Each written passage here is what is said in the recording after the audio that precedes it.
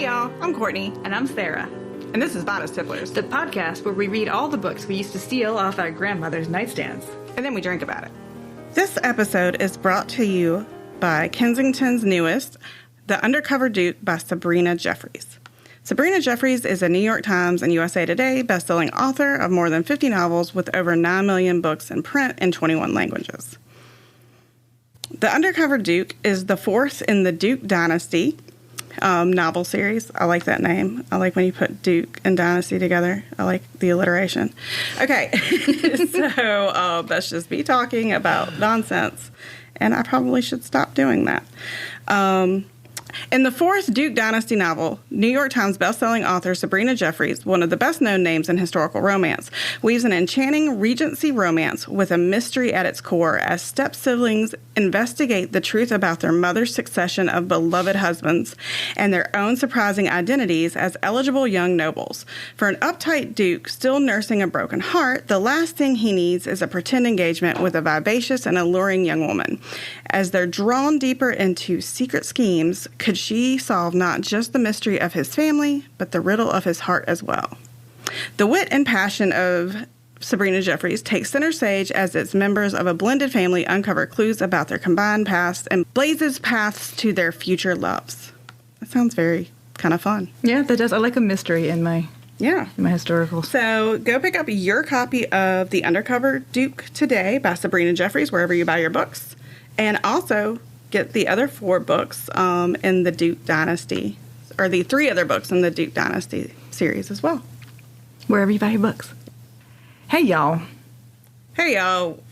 Guys, buckle up for a very tepid ride. Yeah. As we today are going to cover Susan Michelle's Fancy Free. Yeah, and there are no trigger warnings except for the fact that this book is boring as shit. Oh, so boring. That is the big trigger warning, yeah. We've had, this book, like I said, is called Fancy Free.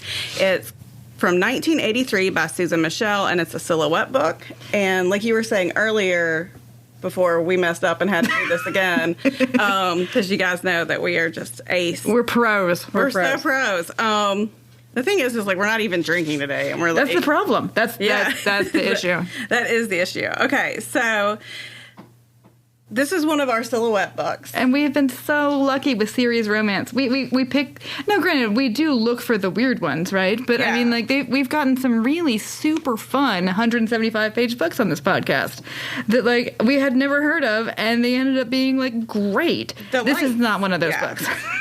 Yeah, so this, again, is one of the silhouettes. Silhouette was, formed by Simon & Schuster in the 1980s. And it's a little bit more kind of progressive than some of the other book lines that came out. Usually it was dealing with people who were, full-on adults. And the sex tends to be more explicit. Yeah, and, they had jobs. And also, Simon & Schuster wanted them to actually, have their writers experiment within the genre, kind of creating new types of heroes and heroines and dealing with, contemporary social issues. So, when we describe this book, like we said, on paper, it's going to sound amazing. Yeah, you're going to think, what's wrong with him? I want to read this book. Don't do it, y'all. So, yes. All right. So, we're going to start off with just talking about, there's not a lot about Suzanne Michelle. I think she wrote maybe 10 books. Yeah, I really couldn't find any bio on her. But this has the typical kind of red overlay of the silhouette books. And then the cover is pretty outstanding. Oh, it's awesome. It's got this lady, Pat Benatar, you're right, Pat Benatar in a flight suit. And, you can kind of see some boobage, under, her camisole business. And it's a badass flight suit. It's open halfway, and you can tell it's the coolest flight suit. And the dude does look like a fucking moron. And he's got, the shirt that's kind of, cut, to accentuate his muscle parts. And he looks really boring, but she looks amazing. And there's, a plane in the background. He looks like somebody, and I'm going to figure it out, and I'm going to just yell it out randomly. He looks like a doofus. And he is sort of doofy. Yeah, he is kind of doofy. So I'll read the back. Heights of fashion. Terry King was in her element when she was soaring above the clouds. The movie star Ryder Jack preferred to be on the ground, surrounded by his adoring fans. Yet his kiss was a reminder of all the things Terry King thought she didn't have time for, all the longings she'd set aside in order to establish King Charter as Houston's fastest-growing charter service. Ryder Jack was single-minded, too, in his pursuit of acting excellence and his flying instructor. Terry would teach him all she knew about airplanes, but she refused to join her students' fan club. The thing is, like, he doesn't seem to really like the publicity that much, so that's not really the conflict in the story. The problem with this book is it barely has any conflict in the story, and what it is manufactured. No, that's not the problem with this book. This is the driest book. It's written in this very, like, okay, so Courtney never saw these things, so I wonder how they showed up at the schools that I was in, because we both went to South Carolina public schools, but there seemed to always just kind of appear these, like abstinence, like, don't have sex books. Like, when I was in middle school, I remember one specifically that was like a choose your own adventure thing, only all the different kinds of birth control just ended up either getting you pregnant or killing you. Jesus. Like, I think there was a botched abortion in it. Like, oh my God. And the only way to, like, you know, survive the book was to say no in, like, the parked car. But they had the same kind of extremely workmanlike prose. Like, they were written by people who know how to write in the English language, but they don't know how to write in the English language in a way that is exciting, fun, or makes you want to read a book. Yeah, it was very just kind of bland. But, so, we've said that 5,000 times. But we'll go ahead and get started. So, Terry King is the daughter of a billionaire, I guess, and she's not going to just ride on those coattails. She's going to do her own thing. And so what she did was use Daddy's money, which, you know what? If you got Daddy's money, use Daddy's money. She creates, or she builds. She starts her own kind of like corporate jet company. Yeah, she loves flying. She's a pilot, and actually we first meet her, and she's like doing aerobatics at an air show. Yes, which should be amazing, but no, it's not. No, she's flying around doing loop-de-loops. So what they're trying to do, she's trying to secure financing to buy a second jet, and that should be also interesting, but it's not. And the weird thing is, so the way that they have these people meet, instead of like his people just calling up and scheduling a fucking lesson with her, like Ryder Jack, which, by the way, his name is clearly backwards. It's so backwards. Like, his name obviously should be Jack Ryder. Like, I don't understand this Ryder Jack. Like, stop giving people the first name Ryder. Like, and then with weird last names. You know, like, the guy from Boy Meets World was, like, Ryder Strong. And it sounds like a stripper. It sounds like a punny stripper name. And it's going to be, like, an amusing striptease thing. But he goes and, like, hunts her down at this air show and says, like... And she's like, you look like that actor, Ryder Jack. And he's like, I get that a lot. Yeah. But then, it turns out he is that actor, Ryder Jack. And he's doing research for a role where he's going to be an astronaut who was a pilot. And so he wants to take some flying lessons, which is a reasonable thing that people do. But, like, he wants to take them with her because she's hot. And he heard she was the best. Yes. And also she's hot. And she's hot. Yeah, she looks like Pat Benatar. Yeah, I mean, she does look awesome in her flight suit. Like, I had to say, like, the flight suit thing, I really, really like. That's why I'm so disappointed in this book. You love a coverall. I do love a coverall. So you're very Billy Joel and Uptown Girl. Like, that's your aesthetic. So you were, like, ready for it. Do you know how many times I have had one of those damn coveralls in my cart and then did not... I think you should just do it. I think you should get one, and I think you should just reenact the Billy Joel. Maybe that's what we'll do. I'll be a terrible Christy Brinkley. Patreons only. You can do the dance. No, nobody wants to see that. Like, our Patreons would quit our Patreon. I mean, like, oh God, they saw me dance. Yeah, it's bad, y'all. So anyway, and of course she's like, no, you can take lessons with Ike. Ike is a really good teacher. I don't do lessons anymore. I fly the fucking jets. Yeah. Like, I did lessons when I started my company, but now I fly the jets, and I have enough business, and I don't. But he talks her into it. Yeah, he uses his charm. Well, no, he doesn't talk her into it. What happens is this should have been, I guess, the one trigger warning that we should go back and. Oh, I forgot about this. Plane invasion. Yeah. So she stows away. She's flying to somewhere, and all of a sudden he just pops up from the damn bathroom, and he's like, "Hey, it's me!" And she's like, "Jesus Christ!" And the plane shakes and stuff until she writes it for a minute, and she lets him have it. She's like, "How dare you?" She's like, "I'm flying a fucking plane. I don't expect somebody to pop out at me. What do you think? Like, what if I'd had a heart attack? What if I'd crashed this plane?" All very valid things. Yes. And he's like, "Oh yeah. Would you like some coffee?" And so, he just sits there, talks to her, and uses his Ryder Jack charm to like, acquiesce her into giving him lessons after he scared the bejesus out of her from sneaking in the plane. And I would have banned his ass, like, entirely from my... And, okay, this is obviously pre, like, 9/11 and everything. And I know general aviation airports are you know, a little looser in security, but, like, people are just constantly, like, sleeping in her planes. One of her workers always is asleep in the planes. I was like, well, does she not lock this building? Like, what happens? I don't really understand how precisely this charter service works. But so, like, yeah, she's giving him lessons, and he is serious about the lessons. He's not like fucking around. He's a serious person.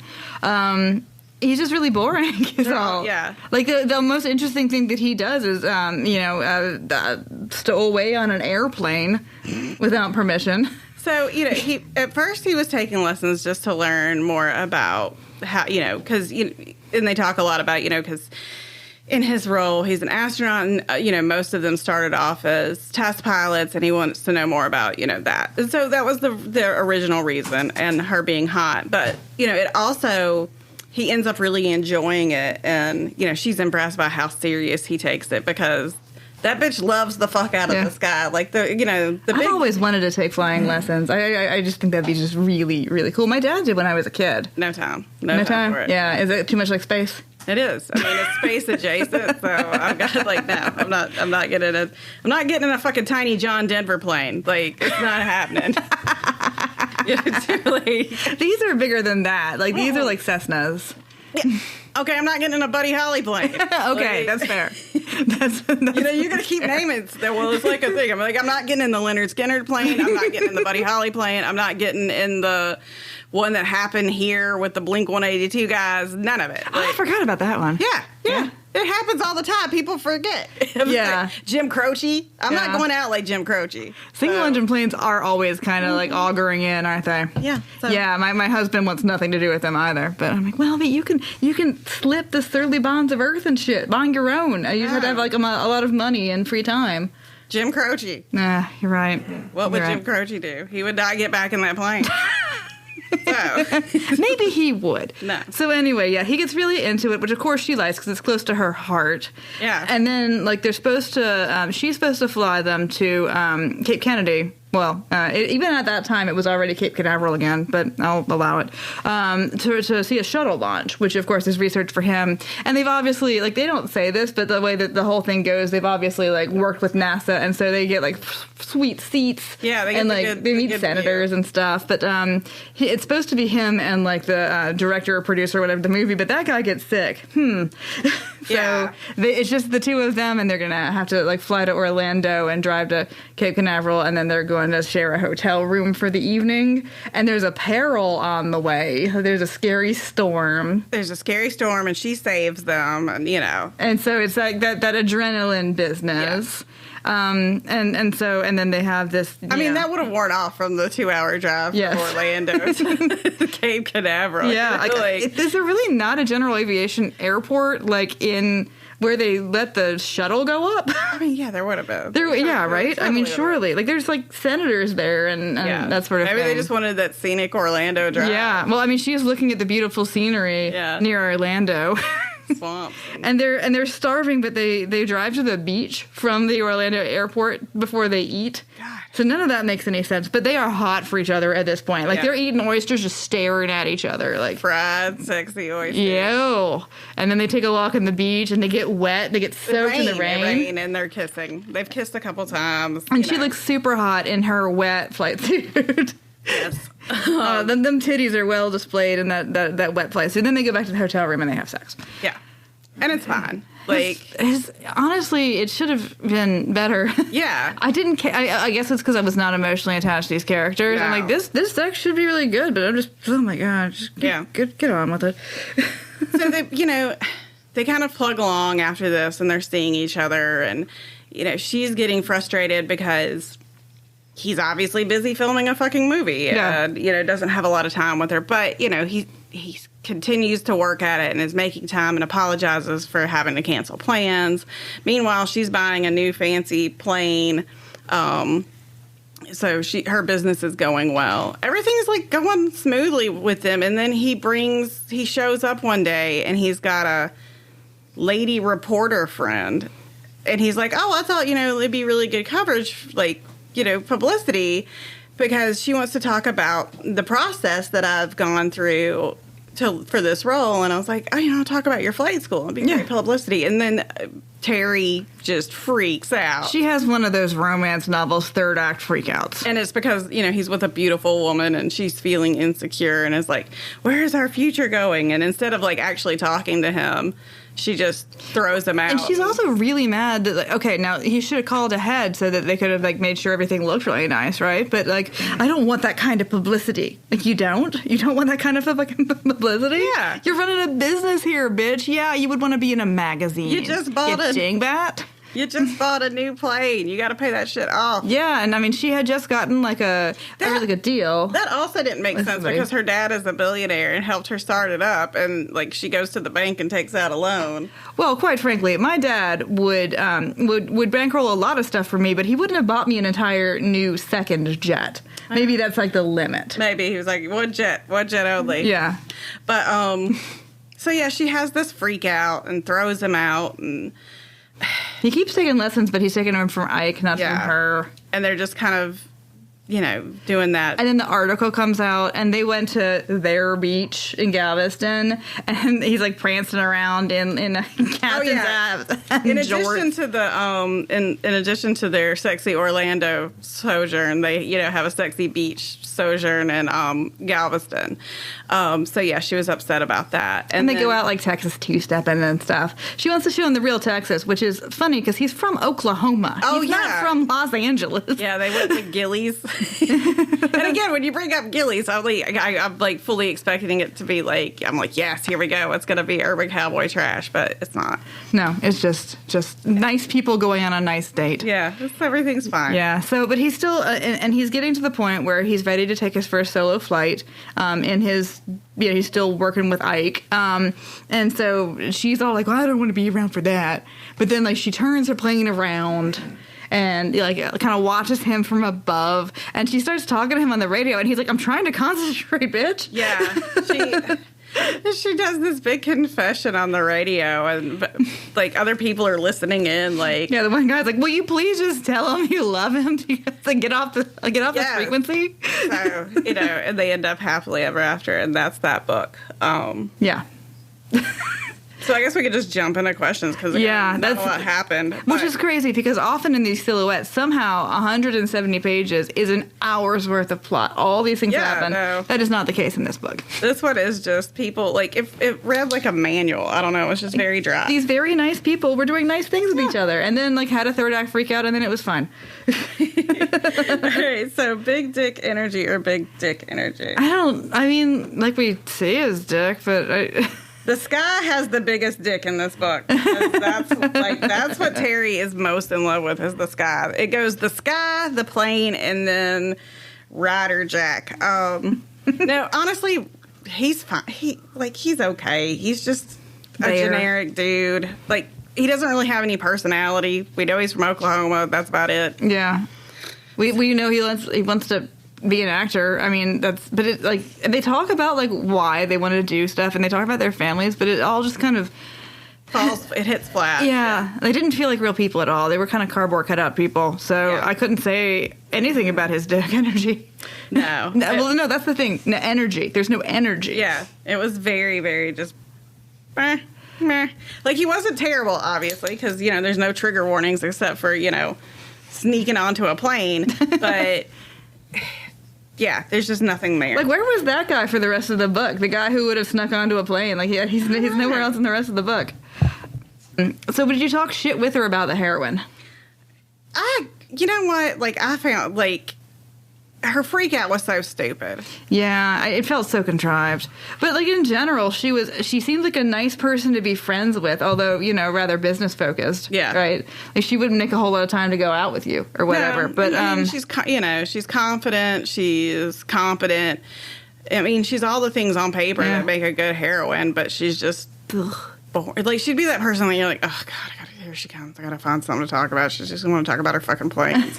Like, well, I did like that she didn't have to give anything up about her business to find happiness with a man. Like, she didn't have to step back from it. And you see that a lot in older books. Yeah. Is that, like, you know, the powerful doctor learns that she needs to make more time for herself. Like, no, she doesn't need to make more time for herself. She just, like, she and just Ryder just need to work their shit out. Yeah. And, like, he's going to be busy and she's going to be busy, and they just know that. Yeah. So I like that aspect of it quite a lot.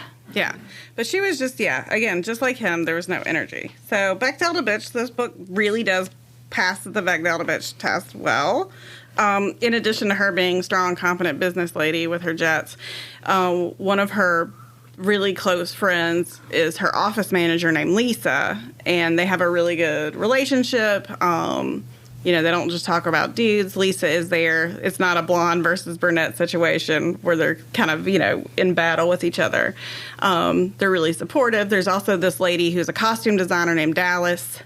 Which, by the way, is fucking confusing if the book is set in Houston. Yeah. They just keep talking about this lady named Dallas, and she's got a dog named Pearly May who they use Terry's charter services, and she's friends with Terry as well. And she's great. She's like a wine aunt. Like, she's terrified of flying, but she gets over it by a flying charter. Yeah. I guess nobody told her about, you know, Buddy Holly and all. Yeah. And also by, like, taking down massive amounts of champagne before takeoff, which is a good strategy. I like that strategy. Yeah. Yeah, that's the way to do it. So, you know, there's a part where in the book where she makes Terry over, so to speak, like with a can girl outfit. Yeah, like she says she has to hem it, but I kind of think that was an excuse. Yeah.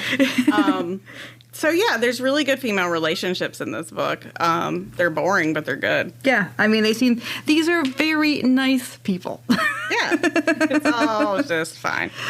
When it comes to consent, is this book more Robin Thicke or Marvin Gaye? Like, he asked her point blank, like, you know, are you sure that you want to do this? Is this something that, you know? This book is like Marvin Hamlish. That's what it is. It's just like, oh, all right, fine. Yeah, it's very consensual. Again, the only, like, thing that he enters without permission is a plane.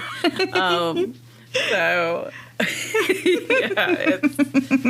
yeah, like, there's nothing inappropriate. It's perfectly wholesome. Yeah. How badly are you judging your mom off for reading this book? I think this would have been like one of those types that she would have had, and it probably would have been one of the ones that I read, and I would have found it a lot more like, ooh, back then. But no, it's like we keep saying, it's perfectly fine. It's perfectly there's fine. Nothing wrong with it that you can.